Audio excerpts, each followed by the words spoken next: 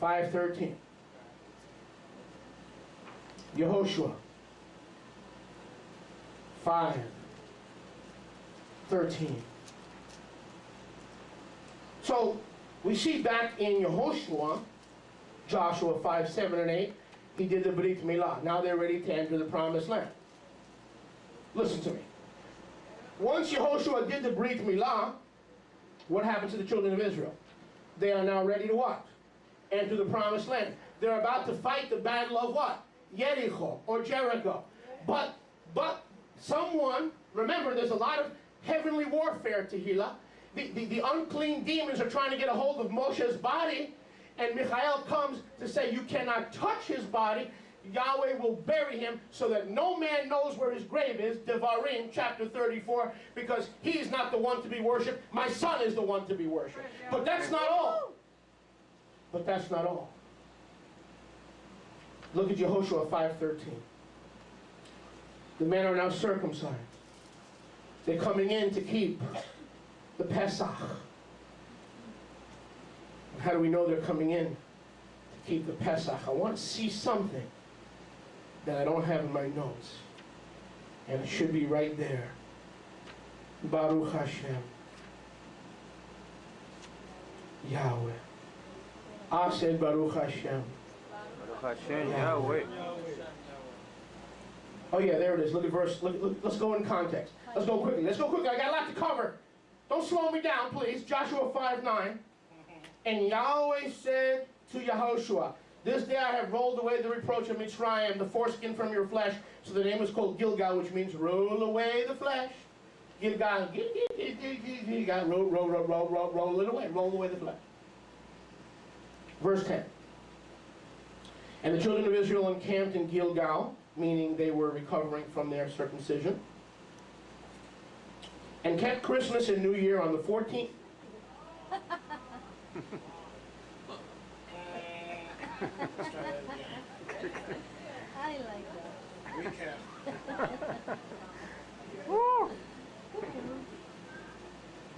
Come again, come I again. like it. Look at verse 10.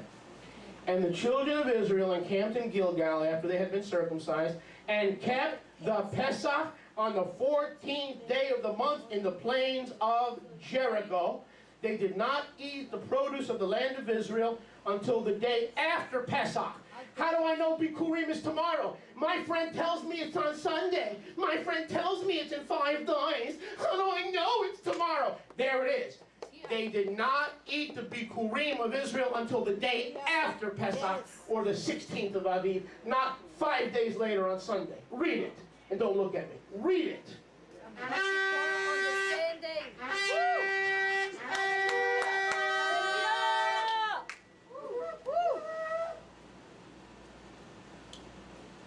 The day after Pesach, they ate the first fruits of the land of Israel. Look at verse 12. The manna ceased. When did the manna cease? On the 16th day of the month. Not 5 days later on Sunday, when some of us give us the Karaite doctrine that first fruits is on Sunday. So thus, Pentecost must be on Sunday, right? Wrong. First fruits is the day after the first day of Pesach. The first day of Pesach was yesterday. Today is the continuation. Sunset, the first day is over. Tomorrow is Bikurim. Are you coming to celebrate? Hallelujah. So we know this is Pesach. Turn to your neighbor and say, we know this is Pesach. So Yehoshua said, look, we're going to enter the land. We're not just going to enter the land to enter the land. We're going to enter the land to eat the Pesach. But before we can eat the Pesach, we've got to do Brit Milah. And the demons in the heavens were saying, you can't do Brit Milah without Moses. Moses is dead. And there was an angelic Passover struggle for Moses' body. Just before Joshua had taken over. Are you with me? Are we going? Now look at verse 13. It'll make sense. Oh, hallelujah. I'll wipe to that. Oh, hallelujah. Hallelujah. Woo! Yehoshua 5:13. And it came to pass when Yehoshua was by Jericho. Okay, where do we just read? They celebrated Pesach in Gilgal, opposite Jericho. Now they enter the land west of the Jordan, the Palestinian occupied West Bank, which is really the West Bank of Israel. Amen? They enter. Yahshua was by Jericho. He lifted up his eyes and look, see, a man stood opposite him with his sword drawn in his hand. And Joshua went to him and said, hey, you're a good-looking dude. Are you for us or for our enemies? This malach, who's called a man, says, sorry, I'm neither for you or for your enemies. I'm independent. I'm an independent contractor. I'm doing Yahweh's will. Don't worry. I've got everything taken care of. I'm not for you, and I'm not for your enemies in Jericho, the inhabitants of the land. I'm an independent contractor. Baruch Hashem, Yahweh. He said, verse 14, no, as captain of the armies of Yahweh I have come. Not for you or against you, but I am the captain of the armies of Yahweh, a man with a sword. And we know Yahweh Tzibaot, the captain of Yahweh Tzibaot, is not a man, it is not a boy, it is not a girl, it is not a kindergarten student. It is Yeshua HaMoshiach, who is the captain of Yahweh's host. He says, now I've come, Joshua, and Yehoshua knew this was not just a normal malach who was clean, but he knew this was Yahweh, the malach of Yahweh, Yeshua, who led Israel in the wilderness, and he fell down on his face and did worship him, and says, what says my master to his Eved, verse 15. And Yeshua, the captain of Yahweh's camp, said to Yehoshua, listen, boy, this is Yahweh. This is not just a clean messenger. This is the cleanest of messengers. This is Yeshua HaMashiach, the son of the living Yahweh, the Malach Yahweh, who led Israel in the wilderness. Now take off your shoes and worship me. Hallelujah. Woo. Wow. I'll sit to that. That was the same Yeshua. That was the same Yahweh who told Moshe Rabbeinu in the burning bush, I am that I am. Take off your shoes, because the place where you stand is kadosh, ground. The same words. Take off your shoes. This is Yahweh. The place where you stand is kadosh, ground. Now wait a second. Now listen to this. The heavenly manifestation of this man happened during Passover. The angel of Yahweh, Yeshua himself, the ultimate messenger of Yahweh, shows up as captain of Yahweh's armies during Passover season, and Israel finishes celebrating Passover on the 14th, and on the 16th they prepare to wage war and eat the fruits of Israel. In order to eat the fruits of Israel on the Feast of First Fruits, you've got to be in the land. So this angel, this Passover angel, Yeshua, shows up during Passover. Michael is wrestling. It's all happening at the same time. This is incredible. It's all happening.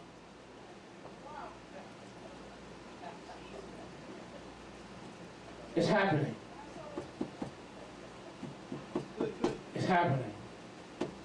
So Michael is on assignment. He's wrestling with S period, A period, Tan over the body of Moshe Rabbeinu, trying to raise it from the dead so Israel will divert their attention from the Passover lamb. This is all happening after Moses died. Joshua was about to enter and celebrate Passover on the 14th of the first month. So we know he circumcises everyone because he wants to get in the land quickly and eat the Passover quickly. But while this is going on, there's something else going on. Now they've celebrated Passover on the 14th, and the manna stops on the day after, or the 16th, Yom HaBikurim. They eat the fruit of the land. Listen, in order to eat the fruit of the land, you've got to be where? Very good. In order to eat the fruit of the land, you've got to be in the land. And so they were in the land on the 16th, and on the 16th day of Aviv, which is the week of Chag Matzot, another angel shows up. So Michael is fighting Satan during Passover, and Yeshua is fighting for Israel as captain of Yahweh's army to kick all the 7 nations in the land out so our people could enter. You think about what I'm saying.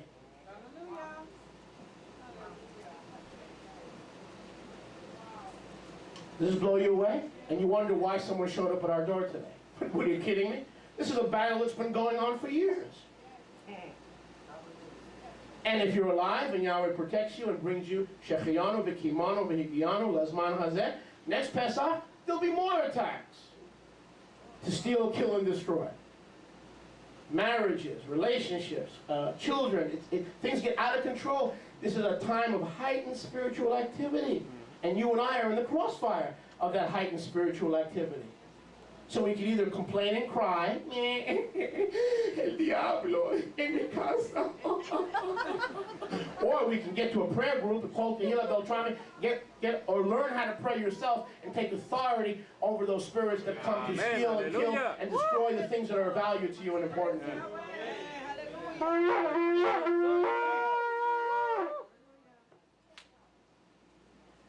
Man. So Israel enters the promised land during Pesach, but not without a fight, because without the captain of Yahweh's armies, they cannot win. And while Israel's trying to enter, and the enemy's trying to stop them from entering in the Battle of Jericho, and so the Battle of Jericho is the earthly manifestation of the heavenly battle between the clean and the unclean Passover angels. Joshua fought the Battle of Jericho. Everyone. Jericho. Jericho. No, he didn't. He did not fight nothing anytime. He was the human instrument. There was a war for Jericho between the clean Passover angels and Yeshua, the head of the clean Passover angels, versus the unclean Passover demons that had come to stop Israel by raising up Jericho. And Yahweh said to Jericho, now look, to Yeshua, the battle is Yahweh's. All you have to do is march around Jericho 7 times, and the walls will come tumbling down, because the captain is with us. Who's the captain? Yeshua. He's so holy. He's so much Yahweh. This is not just a clean angel. This is the cleanest of angels, Yeshua. Take your shoes off. Take your robe off. Take your head covering, and get down and worship me. Never mind. I know what I'm supposed to do. It doesn't matter if I'm with you or against you. I know what I'm supposed to do. Now you do what you're supposed to do. Give him praise. Give him praise and glory in the house of Yahweh today. Why are you so quiet on me today? Baruch Hashem Yahweh anyway. Tadar Abba Yahweh. Yahweh. I'm talking about angelic activity during Pesach. So the battle was being fought where, Beltrami? In the heavens, and it was being manifest in Jericho. But it wasn't being fought in Jericho, it was being fought in the heavens. Michael was tied up, and Yeshua was tied up. And you think you can go into the Passover season? Sion, Sion, Sion, Alot Tishali, Alot Tishali, como se te te. That's part of it. That's the joy, but the joy comes to the watchman. The victory, the joy can come to anybody, but the victory comes to the watchman. Yes.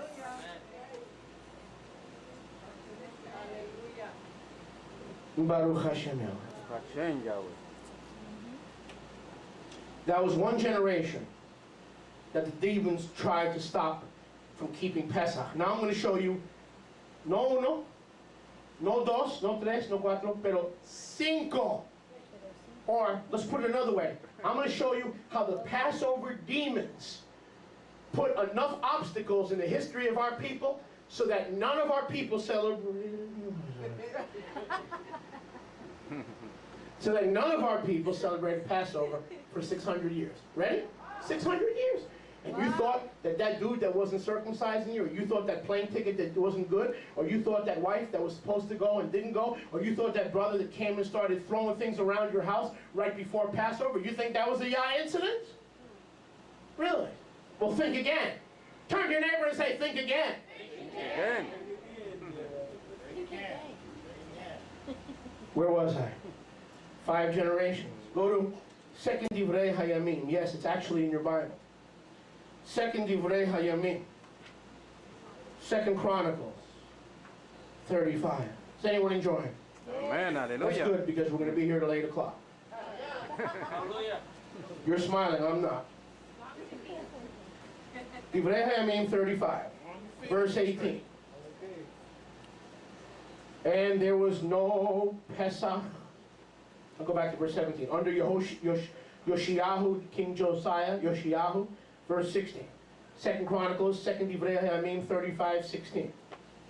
So the service of Yahweh was prepared the same day to keep Pesach, to offer burnt offerings upon the altar of Yahweh according to the commandment of Melech Yoshiyahu, Josiah.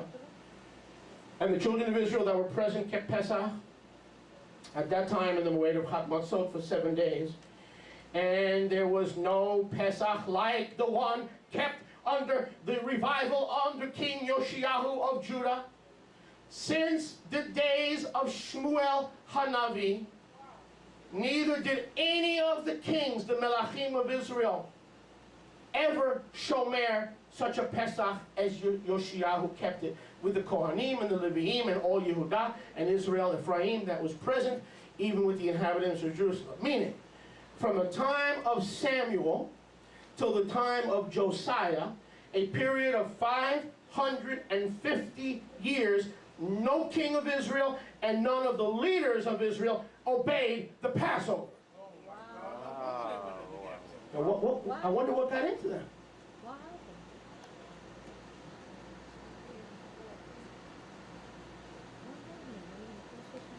I wonder what got into them. Now do you believe me? I wonder what happened.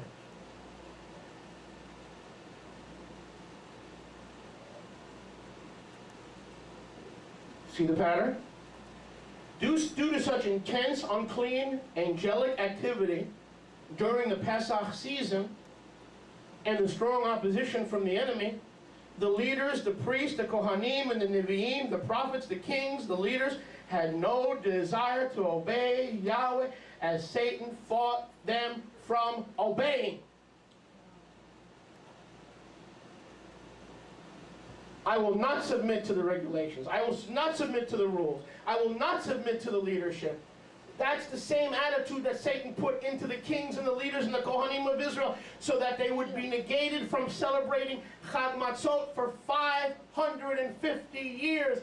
And you're wondering what happened. Why the opposition to you being circumcised and to you being a Bnei Yeshua and to you living for Yahweh has been so strong that it's taking you west instead of east, that it's taking you north instead of south. What's happened? Why have I gotten busy all of a sudden and I didn't have time to obey Yahweh?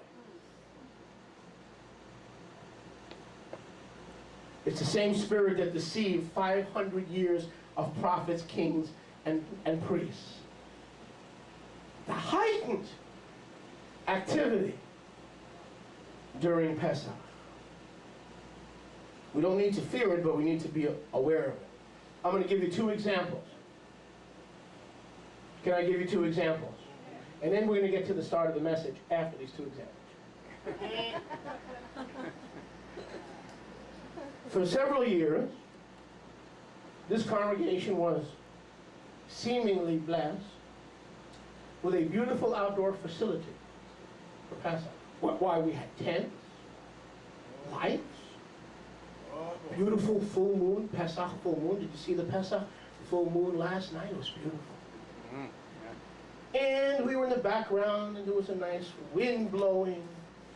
And it was in a home, but it was in a big home. Some of you go that far back with us. I'm not going to mention any names or any cities because you're going to know what I'm talking about. And so we're all marching up there and celebrate Pesach. This happened 2 years in a row. And as soon as I come in to that outdoor Passover, several of the leaders come to me, including my watchman over there. And she said to me, "Bro, another Passover, bro." So what's the problem? Says, we're having segregation. So yeah, our hosts who invited us to have the Pesach in their house didn't want the black folks going to the bathroom in the house. Wow. Only the white folks can go into the house and use the toilet. Am I lying, Darryl? No, he ain't lying. Wow. Passover. Yeah. Passover. This happened to us 2 years in a row. Wow. Incredible. So then we didn't know what to do. We weren't as mature as we are now, I think. So me and Rick got on the phone and we said, "Hello? Is this porta potty?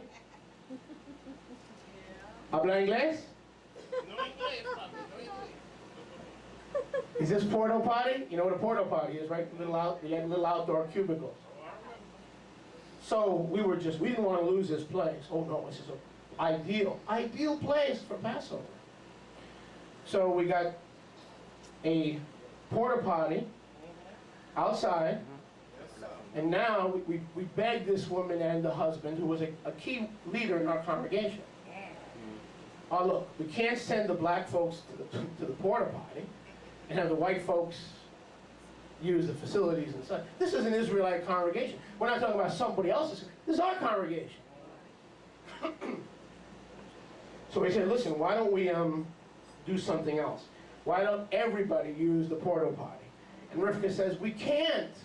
That's $100 a day, Moshe. I said, sweetheart, but it's a solution to our problem. She goes, yeah, but that's a lot of money for a box. I said, you're right, but what can we do? All right, whatever. Nevertheless, we put up with that. Then I think of another man who left this congregation. And by the way, the solution was building the Moed Hall. Yep. But that didn't stop it, because last year we had a demon at the altar who refused to cook the lamb. Oh, yes.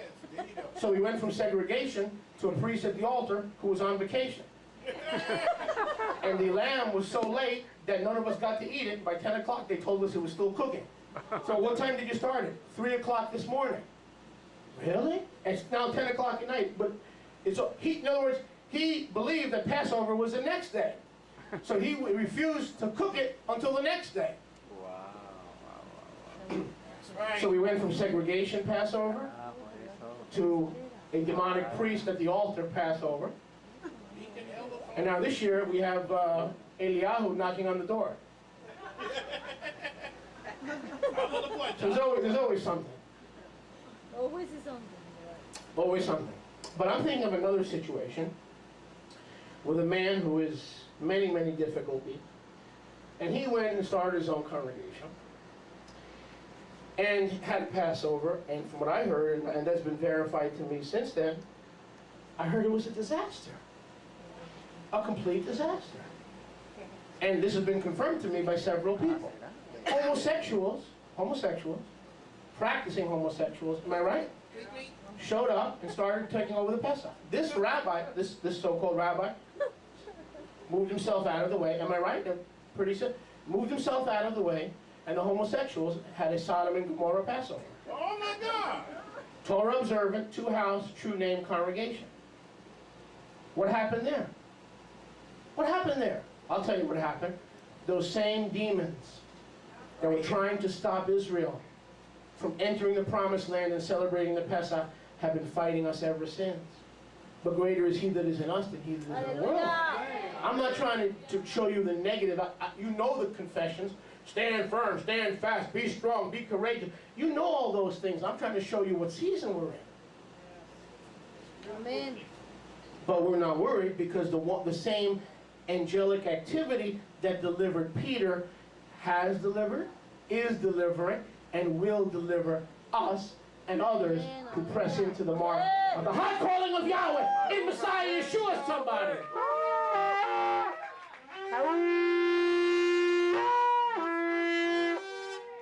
Brothers and sisters, I'm just trying to show you how serious. It's not just a time to sing Jonathan Sattel music. It's a time to be on guard, to be alert, to do spiritual warfare in Yes, Yeshua's sir. name. Yes, sir. Now I'm going to take you on a journey. Turn to your neighbor and say, a journey. Journey. Turn to your neighbor and say, a nice journey. A nice journey. Corinthia Aleph. Again, this message, WAW, WrestleMania 2. World Angelic Wrestling, WrestleMania 2. Where was WrestleMania 1? In heaven. Amen? And the demons were thrown out of heaven. Now they're on the earth. Part 2. Corinthia Aleph, 1 Corinthians 11. Is anybody enjoying? Yes. This is a Mikra Kodesh. We're going to deliver the